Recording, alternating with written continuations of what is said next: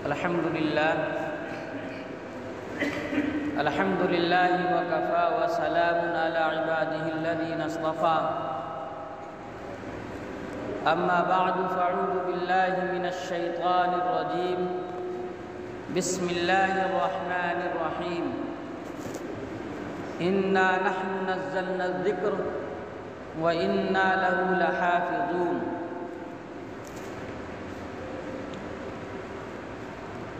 بزرگوں،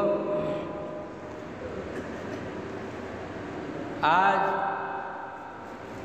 پہلی بار آپ لوگوں کے درمیان میرا آنا ہوا ہے، اس لیے دل یہ چاہتا ہے کہ بہت کچھ باتیں آپ سے کروں، لیکن یہ بیان اور تقریر کا وقت نہیں ہے۔ حالات آپ لوگ جان رہے ہیں کہ کیسے بنے ہوئے ہیں۔ بڑی مشکل سے ہم لوگ چھپ چھپا کر نماز پڑھ لیتے ہیں، تراویح پڑھ لیتے ہیں، ورنہ تو حالات ایسے ہیں کہ مسجدیں بند ہو جانی چاہیے۔ اور یہی اسلام دشمنوں کی منشا بھی ہے۔ جو لوگ اسلام اور مسلمانوں کے مخالف ہیں اور دشمن ہیں، وہ یہی چاہتے ہیں کہ مسجدیں بند ہو جائیں، مدرسے بند ہو جائیں اور مسلمان پریشان ہو، برباد ہو، تباہ ہو اور ہر طرح کی دقتوں کا اس کو سامنا ہو۔ لیکن یہ اللہ کا فضل ہے اور اس کا احسان ہے کہ تمام دقتوں اور پریشانیوں کے باوجود آج الحمدللہ ثم الحمدللہ آپ لوگوں نے نماز کی حالت میں، نماز تراویح میں قرآن پاک کو سن لیا اور مکمل سن لیا۔ یہ اللہ کا فضل اور اس کا احسان ہے۔ چند باتیں مجھے آپ لوگوں سے کہنی ہے، وہ یہ کہ یہ مبارک مہینہ جو رمضان کا چل رہا ہے، اس کی ایک ایک گھڑی اور اس کے ایک ایک منٹ کی بہت اہمیت ہے۔ اللہ نے اس مبارک مہینے کو جو ہمیں عطا فرمایا ہے، اس کا مقام بہت اونچا بنایا ہے۔ جن لوگوں نے اس مبارک مہینے میں زیادہ سے زیادہ عبادت کیا، نمازیں پڑھی، قرآن پاک کی تلاوت کیا، ذکر اور تسبیح کا اہتمام کیا اور تمام برائیوں سے اپنے آپ کو بچا لیا، تو یہ رمضان کا مبارک مہینہ اس کے مغفرت کا سامان بن جاتا ہے اور آخرت میں وہ شخص کامیاب ہو جاتا ہے۔ اس لیے ضرورت اس بات کی ہے کہ یہ جو مہینہ مبارک چل رہا ہے رمضان کا، اس کو غنیمت سمجھا جائے اور یہ سمجھا جائے کہ یہ آخری رمضان ہم کو ملا ہے۔ اب اس کے بعد کون جانتا ہے کہ اگلا رمضان جب آئے گا تو ہم دنیا میں ہوں گے کہ نہیں ہوں گے، پھر یہ دوبارہ مبارک مہینہ ہم کو ملے گا کہ نہیں ملے گا، یہ کوئی نہیں جانتا ہے۔ اس لیے اس مہینے کو آخری مہینہ سمجھ کر کہ ہم کو یہ رمضان کا آخری مہینہ ملا ہے، اب اس کے بعد اس کی کوئی گارنٹی نہیں ہے کہ یہ مہینہ ملے کہ نہ ملے، اس لیے زیادہ سے زیادہ عبادت کا اہتمام کیا جائے۔ جھوٹ سے، چغل خوری سے اور مختلف طرح کی جو اخلاقی بیماری ہے جو مسلم معاشرے میں، مسلمانوں کے گھروں میں رہتی ہیں، ان تمام برائیوں سے اپنے آپ کو بچا کر اللہ کے سامنے سر کو جھکا کر، سجدہ کر کے، رکوع کر کے، نمازیں ادا کر کے، قرآن کی تلاوت کر کے، اللہ کو یاد کر کے ہم اپنے وقت کو زیادہ سے زیادہ عبادت میں لگائیں گے تو اللہ تعالی ہم سب کو کامیاب کرے گا۔ یہ جو آپ نے قرآن سنا ہے، یہ قرآن کیا ہے؟ یہ قرآن اللہ کی کتاب ہے، اور جو شخص قرآن پڑھتا ہے گویا کہ وہ اللہ سے باتیں کرتا ہے، اللہ سے باتیں کرتا ہے، اور اللہ کے رسول صلی اللہ علیہ وسلم نے ایک حدیث میں فرمایا ہے کہ مسلمان جب کوئی عمل کرتا ہے، کوئی نیک عمل جب کرتا ہے اور خاص طور سے رمضان کے مبارک مہینے میں کرتا ہے تو اس کی نیکیوں میں بہت زیادہ بڑھوتری کر دی جاتی ہے، بہت زیادہ بڑھا دیا جاتا ہے، اضافہ کر دیا جاتا ہے۔ اس لیے قرآن کے بارے میں حضور صلی اللہ علیہ وسلم نے فرمایا کہ جو قرآن پاک کی تلاوت کرتا ہے تو ایک حرف کے بدلے 10 نیکی اس کو ملتی ہے۔ کتنی ملتی ہے؟ 10 نیکی ملتی ہے۔ اور وہ 10 نیکی جب اللہ کے رسول صلی اللہ علیہ وسلم کی حدیث کو ابھی ہم نے سنا کہ اللہ نیکیوں میں اضافہ کرتا ہے تو وہ 10 نیکی خدا معلوم کتنی زیادہ نیکی بن جائے گی۔ اور پھر پورا قرآن آپ کے حافظ صاحب نے پڑھا اور آپ نے سنا، اللہ کے رسول صلی اللہ علیہ وسلم کی اس بات پر یقین رکھیے اور اس بات کو سمجھیے اور خوش ہوئیے، اللہ کا شکر ادا کریے کہ اللہ تبارک و تعالیٰ نے آپ لوگوں کو بے شمار نیکیوں سے نوازا ہے۔ اور دعا کریے کہ یہ جو نماز تراویح آپ نے پڑھی ہے اور تراویح کے اندر جو قرآن پاک کو آپ نے سنا ہے، اللہ آپ کے اس نیک عمل کو قبول کر لے اور آپ سب کی مغفرت فرما دے، آپ سب کی آخرت کی زندگی کو اللہ کامیاب کر دے، اس کی دعا کرنی چاہیے۔ اور دوسری ایک اہم بات یہ ہے کہ ساتھ ہی ساتھ اس بات کی بھی دعا کرنی چاہیے کہ قرآن پڑھنے والے، سنانے والے، کیونکہ وہ بھی انسان ہیں، اگر ان سے کوئی غلطی، کوئی خطا ہوئی ہے، کوئی کمی رہ گئی ہے تو اللہ تعالیٰ اس کو بھی معاف فرما دیں۔ اور سننے والے بھی چونکہ انسان ہیں، غلطی کوتاہی انسانوں سے ہوتی رہتی ہے، تو سننے والوں سے بھی اگر قرآن پاک کی کوئی حق تلفی ہوئی ہے، صحیح طریقے سے نہیں سنا ہے،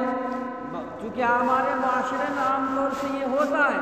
کہ حافظ صاحب نے نیت باندھ لیا، قرآن کی تلاوت ہو رہی ہے اور لوگ پیچھے بیٹھے باتیں کر رہے ہیں۔ ہم ہی میں سے بعض لوگ ایسے ہیں جو یہ کام کرتے ہیں، ظاہر ہے کہ یہ کام غلط ہے، اس سے ہم کو توبہ کرنا چاہیے۔ یہ قرآن کی حق تلفی ہے، یہ قرآن کی ناقدری ہے، یہ قرآن کے ساتھ اس کی عظمت کا انکار ہے، اس لیے ان چیزوں سے بچنا چاہیے۔ اور اگر ہم میں سے کسی بھائی سے ایسا کام ہو گیا ہے تو دعا کرنی چاہیے کہ اللہ تعالیٰ اپنے فضل سے، اپنی رحمت سے ہماری اس غلطی کو، کوتاہی کو معاف فرما دے اور اس عمل کو اللہ تعالیٰ ہمارے قبول فرما لے۔ دوسری یہ بات کہنی ہے کہ رمضان کے مبارک مہینے میں جو تراویح ہے وہ سنت مؤکدہ ہے، لیکن روزانہ 20 رکعت تراویح کی نماز پڑھنا یہ ایک الگ سنت ہے، اور پورے رمضان المبارک کے مہینے میں حالت نماز میں پورے قرآن شریف کا سننا یہ ایک الگ سنت ہے۔ آج آپ لوگوں نے اللہ کے فضل سے ایک سنت کو مکمل کر لیا۔ کون سی سنت؟ کہ نماز کی حالت میں پورے قرآن پاک کو سن لیا۔ یہ ایک سنت کیا ہو گئی؟ مکمل ہو گئی۔ لیکن ابھی دوسری سنت باقی ہے، دوسری سنت باقی ہے۔ وہ کیا ہے کہ جب تک رمضان کا مہینہ ختم نہیں ہو جاتا ہے، پورے رمضان روزانہ عشاء کی نماز کے بعد 20 رکعت نماز تراویح پڑھنا یہ سنت ہے، اور یہ ابھی باقی ہے، یہ مکمل نہیں ہوئی ہے جب تک کہ عید کا چاند نہ نکل آئے۔ اس لیے کل سے امام صاحب سورہ تراویح پڑھائیں گے، اس میں ہم تمام لوگوں کو جیسے شوق کے ساتھ، ذوق کے ساتھ، دلچسپی کے ساتھ تراویح میں آتے تھے، ایسے ہی کل سے ہم کو سورہ تراویح میں بھی آنا ہے، اور ایک سنت جو ابھی مکمل نہیں ہوئی ہے، وہ ناقص ہے، اس کو مکمل کرنا ہے۔ کریں گے انشاءاللہ، وعدہ کرتے ہیں نا؟ ہاں، وعدہ خلافی نہیں ہونی چاہیے۔ ایک بات دوسری یہ ہے باتیں تو میں نے چونکہ کہا کہ بہت ساری ہے کہنے کی، لیکن اس موقع پر ایک پیغام میں دے کر جانا چاہتا ہوں۔ وہ پیغام یہ ہے کہ ہم جس دین کے ماننے والے ہیں اس دین کا نام اسلام ہے، ہم لوگ مسلمان ہیں۔ اسلام کی جو ابتدا ہوئی ہے، اسلام جب زمین پر آیا، حضور اکرم صلی اللہ علیہ وسلم جو ہمارے نبی ہیں، ان کو جب نبی بنایا گیا اس وقت دنیا کی حالت ایسی تھی کہ سارے لوگ جہالت میں پڑے ہوئے تھے، جوا کھیلتے تھے، شراب پیتے تھے، زناکاری کرتے تھے، چوری کرتے تھے، ڈکیتی کرتے تھے، لوگوں کی زمین ہڑپ لیتے تھے، لوگوں کا خون بہا دیتے تھے، زندہ بیٹیوں کو دفن کر دیتے تھے، بیٹوں پر فخر کیا کرتے تھے، اور بھی خدا جانتا ہے کتنی ساری گندگی اس زمانے میں دنیا میں موجود تھی۔ اس کا نقشہ اور اس کی صحیح حالت اللہ تبارک و تعالیٰ نے قرآن پاک میں 4 پارے میں بیان فرمایا ہے کہ وَكُنْتُمْ عَلَى شَفَا حُفْرَةٍ مِّنَ النَّارِ، اے انسانوں تم یاد کرو اس وقت کو جب پورے کے پورے سب کے سب تم سارے کے سارے جہنم کے منہ پر، جہنم کے دہانے پر کھڑے ہوئے تھے، اور قریب تھا کہ اس میں کیا ہو جاتے، گر جاتے۔ یعنی کہنے کا مطلب یہ ہے کہ پوری دنیا گناہوں میں ایسی لت پت تھی کہ پوری انسانیت تباہ ہو جاتی، لیکن اللہ نے کیا کیا؟ اللہ نے کیا کیا؟ اپنے نبی کو بھیج کر، جو ہمارے آپ کے نبی ہیں محمد صلی اللہ علیہ وسلم، جب نام آئے تو درود بھیجیے، یہ ان کا حق ہے ہم پر، کم سے کم صلی اللہ علیہ وسلم ہم سب کو بولنا چاہیے۔ تو اللہ نے ہمارے نبی کو نبی بنا کر اس دنیا میں بھیجا، اور ان کو کیا دے کر بھیجا؟ یہی قرآن پاک دے کر کے بھیجا۔ تو پھر اللہ کے اس نبی نے دعوت کا کام کیا، لوگوں کو سمجھانا شروع کیا، قرآن کی آیتیں پڑھ پڑھ کر لوگوں کو سناتے تھے اور سمجھاتے تھے کہ اے لوگوں، زناکاری کرنا غلط ہے، چوری کرنا غلط ہے، ڈکیتی کرنا غلط ہے، غیبت کرنا غلط ہے، شراب پینا غلط ہے، جوا کھیلنا غلط ہے، گالی گلوچ کرنا غلط ہے، جہالت کے کام کرنا غلط ہے۔ جتنی ساری گندگیاں اور جتنے سارے گندے کام ہو رہے تھے اس وقت دنیا میں، اللہ کے نبی صلی اللہ علیہ وسلم نے لوگوں کو قرآن کی آیتیں پڑھ پڑھ کر سمجھایا اور یہ بتلایا کہ یہ سارے کام کیا ہیں؟ غلط ہیں۔ اس کے نتیجے میں بڑا انقلاب اور بڑی تبدیلی دنیا میں آ گئی، سارے لوگ دھیرے دھیرے اسلام میں داخل ہونے لگے، مسلمان ہونے لگے۔ وہ لوگ جو ہزاروں کروڑوں خداؤں کو مانتے تھے، بارش کا خدا الگ رکھتے تھے، اناج دینے کا خدا الگ رکھتے تھے، دھوپ نکالنے والا خدا الگ ہوتا تھا، بارش برسانے والا خدا الگ ہوتا تھا، دن کا خدا الگ، رات کا خدا الگ، الگ الگ پرو اور تہوار کے خدا الگ الگ، ہر کام کے لیے ان لوگوں نے الگ الگ خدا بنا لیا تھا اور سب کی پوجا کرتے تھے۔ اللہ کے نبی صلی اللہ علیہ وسلم نے بتلایا کہ یہ کام کیا ہے، یہ غلط ہے، بس ایک اللہ کو ماننا ہے۔ اللہ کے نبی صلی اللہ علیہ وسلم نے آواز لگائی کہ اے لوگو قولوا لا الہ الا اللہ، لا الہ الا اللہ پڑھ لو، تم کامیاب ہو جاؤ گے۔ لوگوں نے باتیں مان لی، لوگوں نے باتیں مان لی، سارے گندے کام کو چھوڑ دیے۔ جن لوگوں نے باتیں مان لی اور سارے گندے کام کو چھوڑ دیا، وہ لوگ کیا بنے؟ صحابہ بن گئے۔ کیا بن گئے؟ صحابہ بن گئے۔ اور صحابہ کس کو کہتے ہیں؟ صحابہ کس کو کہتے ہیں؟ جو اللہ کے رسول صلی اللہ علیہ وسلم کے ساتھی تھے، ایمان لائے تھے ان پر، اور ایمان ہی کی حالت میں ان کا انتقال ہوا، وہ دنیا سے رخصت ہو گئے۔ وہ صحابہ ہیں، اور وہ سب کے سب کیا ہو گئے؟ دنیا ہی میں ان کو بتا دیا گیا کہ یہ سب کے سب ایسے ہیں جن سے اللہ راضی ہو گیا، اور یہ سب اللہ سے راضی ہو گئے۔ تو گویا کہ وہ بڑے کامیاب لوگ بن گئے۔ کیا بن گئے؟ بڑے کامیاب لوگ بن گئے۔ بزرگوں، ایک بات مجھے یہ کہنی ہے کہ دنیا کی کامیابی ہو، بات سنیے، باتیں نہ کریے، باتیں نہ کریے آپس میں آپ لوگ۔ دنیا میں کامیابی ہو پانی ہو حاصل کرنی ہو، یا اپنے مرنے کے بعد جو آخرت کی زندگی ہے اس زندگی کو کامیاب بنانا ہو، ہر کامیابی کی بنیاد جو ہے وہ علم ہے۔ کیا ہے؟ علم ہے۔ اس لیے کہ ہم مسلمان ہیں، اور سب سے پہلے اللہ کے رسول صلی اللہ علیہ وسلم کو جب اللہ نے نبی بنایا تو سب سے پہلی آیت جو قرآن پاک کی آسمان سے نازل ہوئی، اللہ کے بڑے جلیل القدر مقرب ترین فرشتے حضرت جبریل امی حضور صلی اللہ علیہ وسلم کے پاس سب سے پہلی بار جب اللہ کا پیغام لے کر آئے تو وہ پیغام کیا تھا؟ پیغام وہی تھا، اقرأ بسم ربک الذی خلق خلق الانسان من علق اقرأ وربک الاکرم الذی علم بالقلم علم الانسان ما لم يعلم۔ میں تفصیل نہیں کروں گا اس آیت کی، لیکن اتنا ضرور کہوں گا کہ ہمارے دین کی شروعات، مذہب اسلام کی اسٹارٹنگ، مذہب اسلام کی شروعات اور ابتدا جو ہوئی ہے وہ کس بات سے ہوئی ہے؟ کہ پڑھو، پڑھنے سے ہوئی۔ یہ کہا گیا کہ پڑھو، معلوم یہ ہوا کہ مسلمانوں کو پڑھا لکھا ہونا چاہیے، مسلمانوں کو پڑھا لکھا ہونا چاہیے، مسلمانوں کو اس بات کا علم ہونا چاہیے کہ اللہ ہم سے کیا چاہتا ہے، مسلمانوں کو اس بات کا علم ہونا چاہیے کہ ہمارے نبی صلی اللہ علیہ وسلم کا طریقہ کیا ہے، مسلمانوں کو اس بات کی جانکاری ہونی چاہیے کہ کون سے ایسے کام ہیں جس سے اللہ خوش ہوتا ہے، اللہ راضی ہوتا ہے، کون سے ایسے کام ہیں جو اللہ تعالیٰ کو ناراض کرنے والے ہیں۔ ان باتوں کا علم مسلمانوں کو ہونا ہی چاہیے۔ اگر ان باتوں کا مسلمانوں کو علم نہ ہو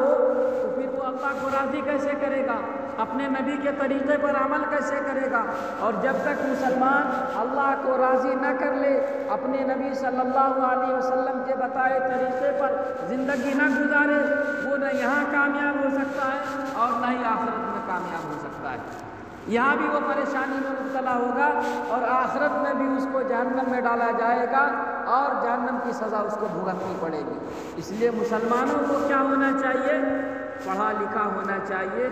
جانکار ہونا چاہیے، دین کا علم اس کے پاس ہونا چاہیے، اللہ اور اس کے رسول کی معرفت اور اس کی پہچان ہونی چاہیے کہ ہمارا نبی کون ہے، ہمارے نبی کی تعلیمات کیا ہے، ہمارے نبی کے طریقے کیا ہیں، کون سا دین ہم کو ہمارے نبی لا کر دیے ہیں، اس پر ہم کو عمل کرنا ہے، ہم عمل کر رہے ہیں کہ نہیں کر رہے ہیں، یہ ساری چیزیں ہم کو معلوم ہونی چاہیے۔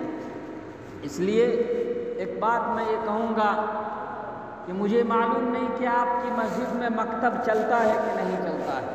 مجھے نہیں معلوم، لیکن میں یہ گزارش کروں گا آپ تمام لوگوں سے، محلے کے تقریباً سارے لوگ بیٹھے ہوئے ہیں کم و بیش، کچھ ہوں گے جو نہیں آئے ہوں گے، میں تمام لوگوں سے ایک بھیک مانگتا ہوں اللہ کے واسطے کہ آپ اپنی مسجد میں مکتب کھولیے اور امام صاحب کو بتائیے کہ آپ بچوں کو ٹائم دیں اور قرآن سکھائیں، دینی تعلیم سکھائیں، نماز پڑھنا سکھائیں، کلمہ درود سکھائیں، یہی چیز اصل ہے اور ضروری ہے۔ اور بچے بڑھ جائیں تو امام صاحب کے علاوہ اور حافظ صاحب کا انتظام کیجیے، 2-4-5 ہزار ان کو تنخواہ دیجیے، اللہ کے دین کو سکھلانے کے لیے، اللہ کے دین کو پھیلانے کے لیے پیسے خرچ کیجیے، وقت خرچ کیجیے۔ جب اپنے مال کو، اپنے وقت کو، اپنی جان کو اللہ کے دین کے لیے لگائیں گے تو اللہ خوش ہوگا، قیامت میں کچھ کام نہیں آئے گا، یہی چیزیں کام آئیں گی جو ہم نے نیک نیتی کے ساتھ، اخلاص کے ساتھ اللہ کے راستے میں خرچ کیا ہوگا۔ یہاں ہم کھا کر پہن کے چلے جائیں گے مر کر کے، کچھ بہت کچھ ہوگا جس کو چھوڑ کے چلے جائیں گے، وہ ساری چیزیں ہمارے کام آنے والی نہیں ہیں۔ کام کون سی چیزیں آئیں گی؟ جس کو ہم نے مرنے سے پہلے اپنے ہاتھ سے خرچ کر دیا ہے اللہ کے بندوں کے لیے، اللہ کے دین کے لیے، اگر وہ کام ہم نے کیا ہے تو وہی چیزیں ہم کو کام آنے والی ہیں۔ اس لیے یہ میری گزارش ہے آپ لوگوں سے، اپیل ہے، بڑے درد کے ساتھ، دکھ کے ساتھ میں یہ کہہ کے جا رہا ہوں کہ آپ اپنی مسجد میں مکتب کا انتظام کیجیے۔ ایک بات، آخری بات یہ میں کہنا چاہتا ہوں، اگر آپ نے، بہت موٹی سی بات ہے، ہر آدمی اس کو سمجھ سکتا ہے، اگر ہم باپ ہیں، ہم بڑے بھائی ہیں، ہم بڑے ہیں، ہم بہت سے چھوٹوں کے ذمہ دار ہیں، ہم گھر کے بڑے ہیں اگر، تو گھر میں ہمارے چھوٹے چھوٹے بچے ہیں، چھوٹے چھوٹے بھائی ہیں، چھوٹی چھوٹی بہنیں ہیں، ہم اس کے ذمہ دار ہیں۔ کل قیامت میں حضور اکرم صلی اللہ علیہ وسلم کی حدیث کے مطابق ہم سے سوال کیا جائے گا۔ آپ علیہ السلام نے یہ فرمایا کہ ہر انسان، ہر شخص ذمہ دار ہے اور اس کو اپنی ذمہ داری کے بارے میں جواب دینا پڑے گا کہ کیا ذمہ داری ادا کی، ذمہ داری نبھائی کہ نہیں نبھائی۔ تو اس لیے بزرگوں کہنا یہ ہے کہ یہ جو ہمارے چھوٹے چھوٹے بچے ہیں ہمارے گھروں کے اندر، جو ابھی معصوم ہیں، کھیلتے کودتے ہیں، اور ہم نے ان کو دینی تعلیم نہیں سکھایا، قرآن نہیں پڑھایا، حدیث کی تعلیم نہیں دی، نماز نہیں سکھلایا، کلمہ درود نہیں پڑھوایا، تو پھر یہ بچے بگڑ جائیں گے، گالم گلوچ کریں گے۔ آگے بڑھنے کے بعد جب بڑے ہو جائیں گے تو نہ نماز پڑھیں گے، نہ قرآن پڑھیں گے، نہ دین سے ان کو کوئی واسطہ ہوگا، وہ بددین ہو کر کے حرام کھائیں گے، حرام کمائیں گے، حرام کپڑے پہنیں گے، حرام رہنے کا انتظام ہوگا، دین سے دور ہو جائیں گے۔ یہ چیز ہم سب کے لیے قیامت میں پکڑ کا سبب بن جائے گی۔ ایک آیت میں، بلکہ قرآن پاک میں دو جگہ، ایک جگہ غالباً سورۃ الاعراف میں اور ایک جگہ 22ویں پارے میں غالباً سورۃ الاحزاب میں، اللہ تبارک و تعالیٰ نے فرمایا ہے کہ جب پوری انسانیت جب قیامت میں جمع ہوگی، پوری انسانیت جب قیامت میں جمع ہوگی اور حساب کتاب ہوگا، تو کچھ لوگ جہنم میں جانے لگیں گے، آرڈر ہوگا، اللہ کا حکم ہوگا کہ انہیں جہنم میں ڈال دو۔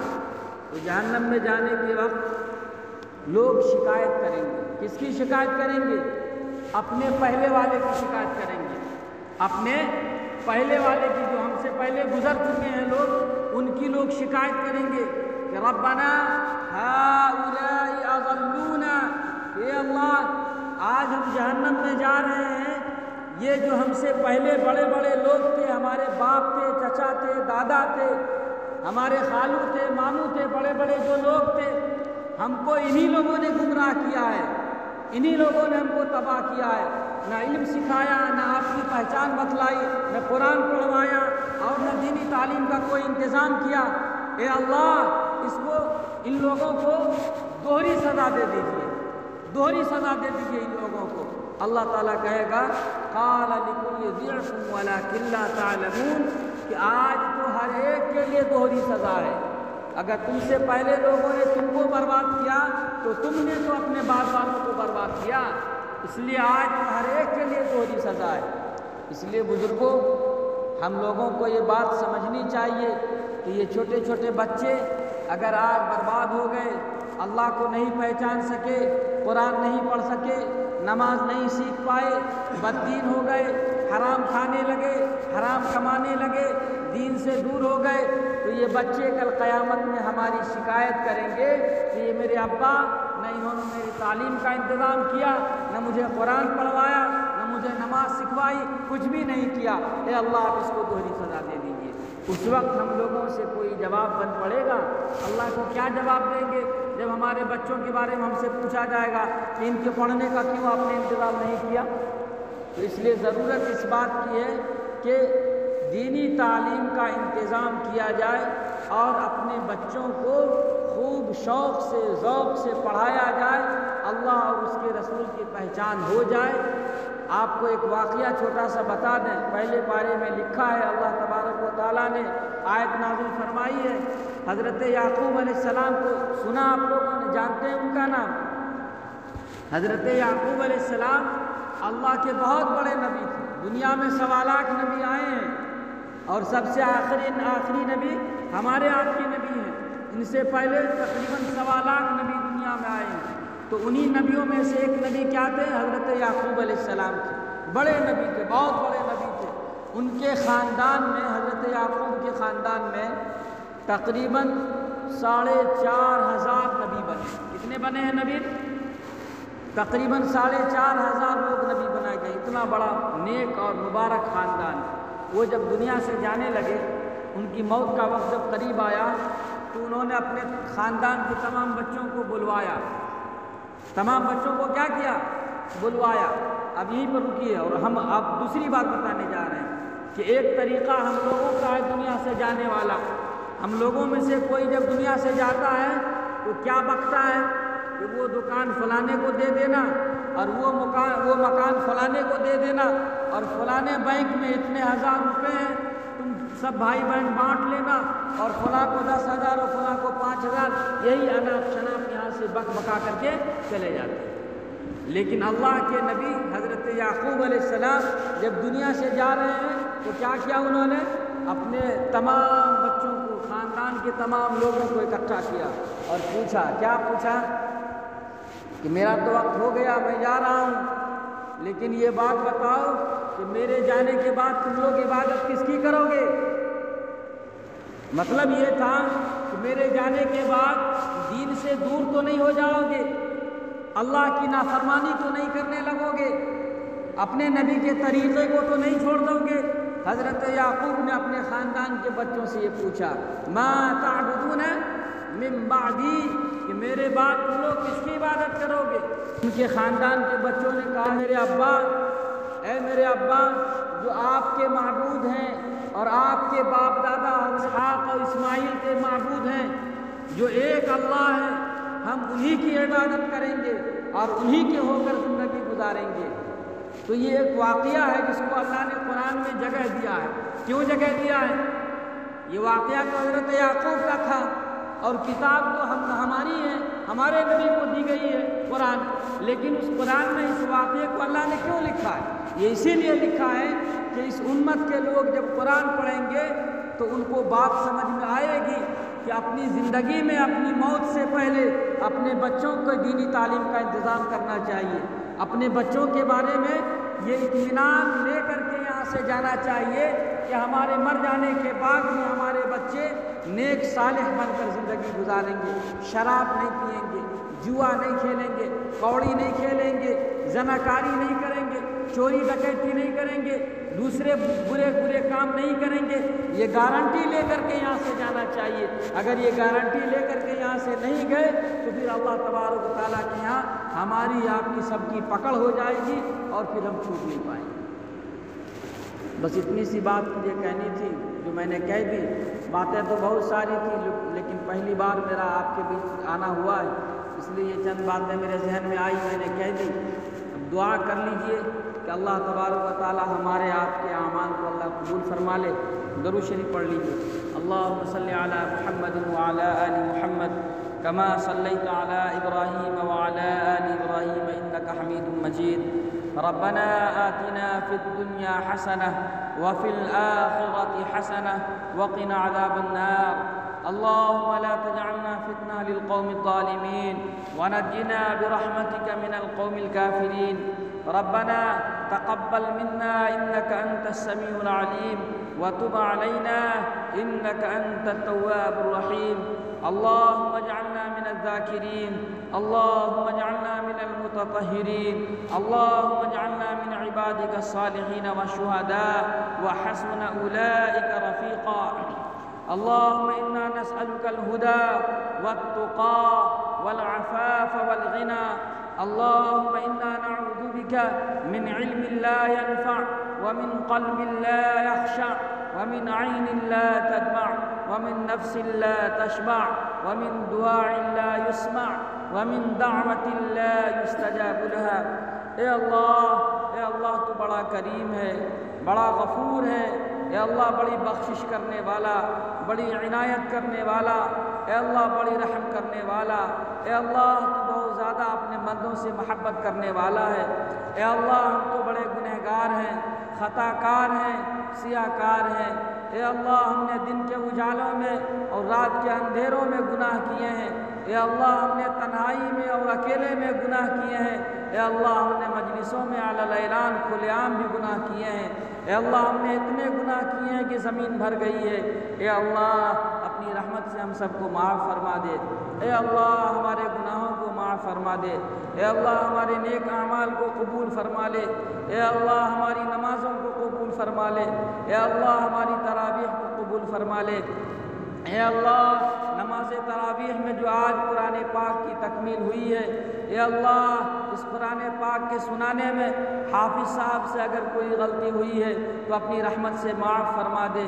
اور ہم لوگوں سے سننے میں جو غلطی کوتاہی ہوئی ہے اے اللہ اس کو بھی تو اپنی رحمت سے معاف فرما دے، اے اللہ اس قرآن پاک کا جو ثواب مرتب ہوتا ہے سب سے پہلے وہ ثواب حضور اکرم صلی اللہ علیہ وسلم کے روح مبارک کو پہنچا دے، اس کے بعد صحابہ اکرام، تابعین، تبع تابعین، بزرگان دین اور امت مسلمہ کے تمام افراد کے روح مبارک تک پہنچا دے، اور خاص طور سے یہاں پر جتنے لوگ موجود ہیں ان لوگوں کے خاندان سے، گھر سے جتنے لوگ اس دنیا سے جا چکے ہیں، وفات پا چکے ہیں، اے اللہ ان سب کے قبر میں اس قرآن پاک کے ثواب کو پہنچا دے، اے اللہ ان سب کے قبروں کو نور سے بھر دے،